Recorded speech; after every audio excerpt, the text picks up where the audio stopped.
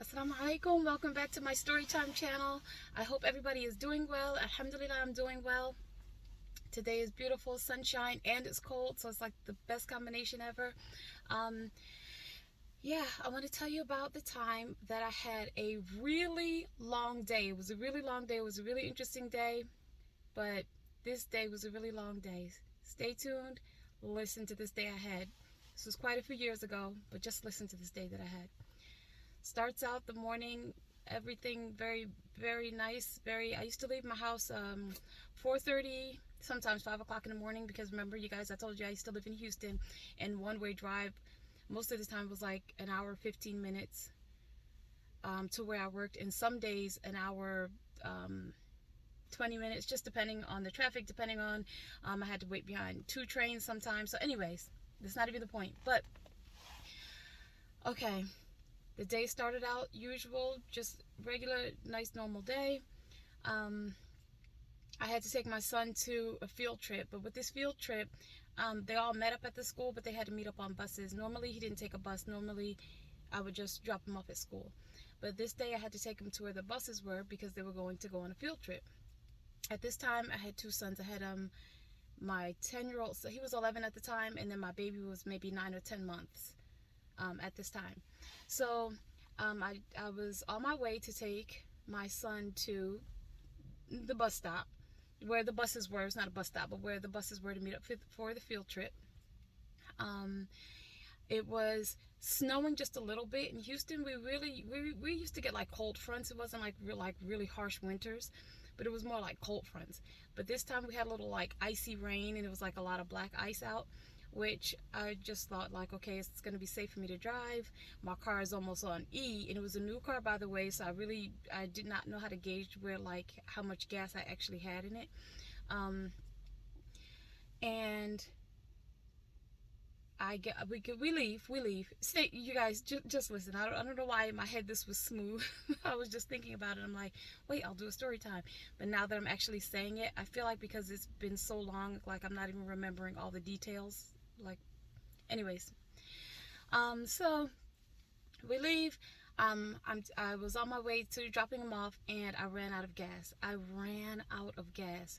So as I'm running out of gas, the steering wheel was getting like really hard to turn, but I managed to get the car off of the road, by this time I was like on the freeway, off to the side enough that it wasn't in any other car's way. So I get my kids out, I get the baby, and my older son, like, I'm like, we're gonna have to walk over to the Sam's Club. It was like 6 lanes that we had to walk across. It was like 3 or 4 lanes, I think, and then like a median, and then like 3 or 4 lanes, maybe 2 or 3 lanes that we had to get across. So we start walking over there. I bundled my baby up, and we start walking over there, and I'm like, we have to go to that Sam's Club gas station, which, by the way, there was no like attendant at that gas station. It's kind of like you have your membership and you could get gas. I didn't have a membership at this Sam's Club, at any Sam's Club. I didn't have a membership at all. But I'm like, I'm gonna have to go over there, hope somebody's over there, hope they can give me a little gas, because I had a very small gas can. Maybe it took maybe a gallon or two of gas, because we lived in the country, and sometimes in the country you have a little gas can with you just for like little emergencies like that. Um, so as I'm walking across this freeway, I slipped on some black ice. Like, I couldn't see the ice. I step over like the median, like I think it's called a median. It's raised up though. And it's like a little bit above my knees. So I have my baby, and I climb over it. My son at the time, who was 11, he just jumped over it, no problem. So I climb over it with the baby. I fell, but I fell like sitting down, like in a sitting down position, and my baby, like, he's like still on me. And although it was a little bit funny, I slid all the way to the other side of the freeway, like sitting down, like, but I slid, and so I could hear my son saying, no. He runs after me. He never fell, but I fell, and then I slipped all the way to the other side. Anyways, what stopped me was like a little bit of grass, like the little patch of grass that stopped me. So I was able to get up, and then I walked over to the gas station. I see this guy pumping gas, and I'm like, yes. you know, like I don't have a membership. I'm not going to be able to just, I don't think that I would be able to just get gas if I didn't have a membership. Because like I said, there was no attendant over there, no gas attendant, nobody was there. So I get a $20 bill and I'm like, can you just put a little bit of gas in my gas can? I'm like, I don't even need like a gallon. I just need to be able to get to the next gas station, which was, it was fairly close. So first he was hesitant, like, she's begging, and I'm like, I'm giving you a $20 bill and asking for just a little bit of gas, like just for him to take his nozzle out and put it in the, like my little gas tank, get a little bit. So anyways, he gave me some gas in there. I give him the 20. I go back, put the gas in the car. I didn't slip and fall, thank God this time I didn't slip and fall. So I put the gas in the car. I dropped my son off at the school where all the school buses were like lined up to pick the kids up. So we made it in time. By the way, he was kind of panicking, I could see, but you know, just mashallah, he's such a good kid. He didn't really want to say anything or complain because he knew like there was nothing I could do. But once the car ran out of gas, there was nothing I could do but get gas and put it in the car anyways.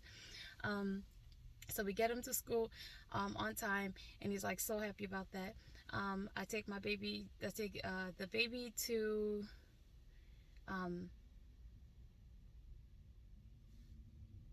where did I take him to? The place where people take their babies. Daycare center. I dropped him off at the daycare center, and then I went to school. Daycare center. Why can't I think of daycare center? So I take him to the daycare center. Then I went to school. I get off school. I go and pick both my kids up. And by the way, I'm texting their dad like please just let him respond to a text, let him respond to at least a phone call, because I really want the kids to see him. It had been a while since they had seen him, because remember in my other videos I told you guys, he would like pop in and out. He would pop in and out, and then I would get desperate sometimes and I would like go to his other house just so that he could see the kids, because my older son at that time, he would ask for him. So what happened after that? This was like such a long day. Oh, on my way to go and pick my kids up, a 16-year-old girl she was 16 or 17, she hits my car. My car, by the grace of God, like nothing happened to it. I didn't have any dents or any scratches, but her car had dents and scratches. She gets out and she's crying and she's apologizing. And you know, we didn't exchange like insurance or anything like that. Nothing was wrong with my car. So she's like, please, like, I don't know what to do. She's crying. She's like, my parents are going to kill me.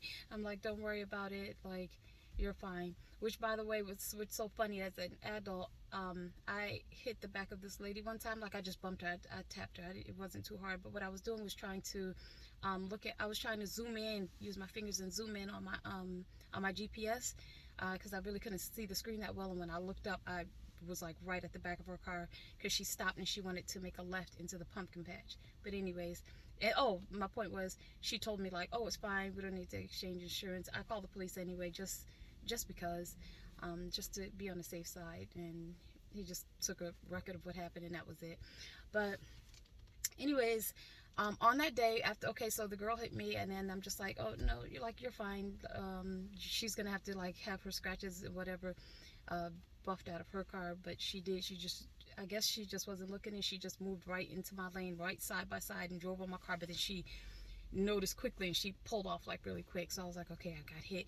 So I was after that, so after we pulled off, like I was calling my kid's dad, like oh my God, like we just got hit, this, and he literally told me, I don't have time for this. But okay. So what happened that was a really long, interesting day. Something else happened that day that I couldn't believe it. It was so funny. I still didn't even consider that like even a bad day. I was just thanking God that I got my son to his field trip, and I got to take my baby to daycare on time. I got to school on time.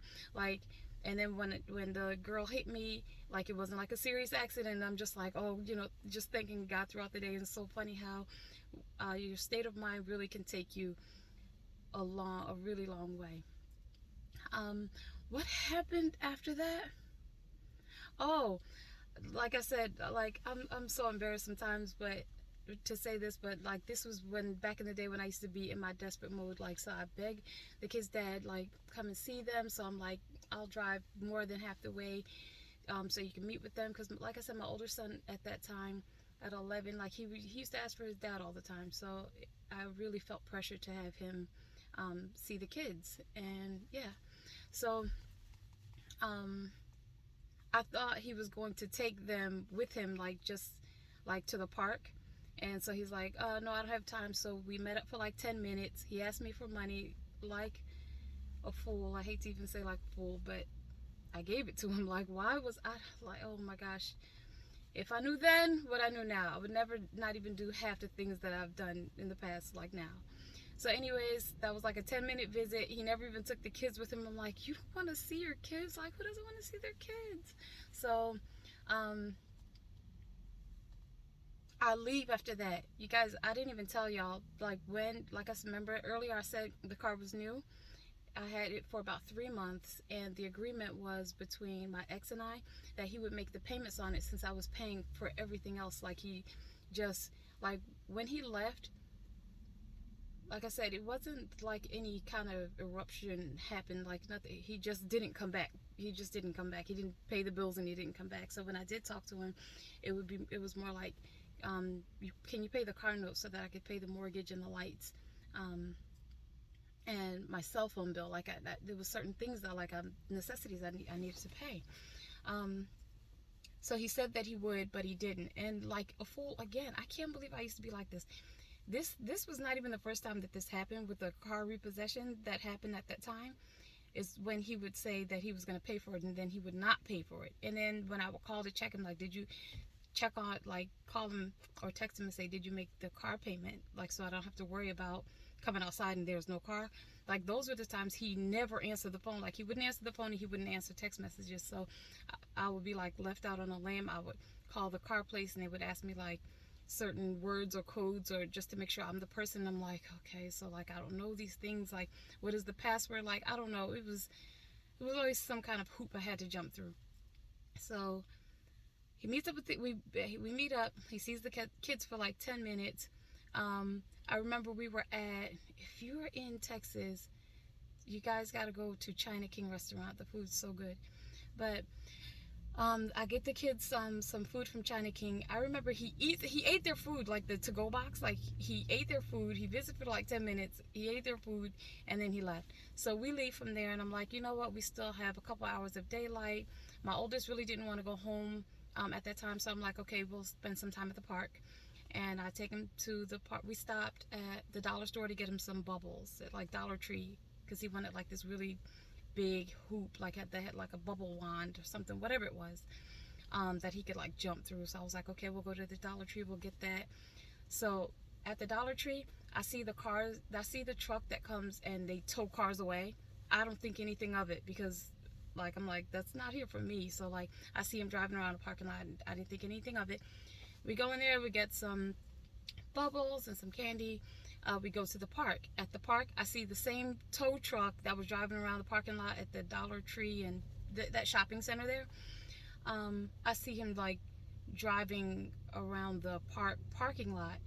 So I'm still really not thinking anything of it. Like you guys, I cannot believe just. Anyways, let me get to the end of this long, interesting day that I had.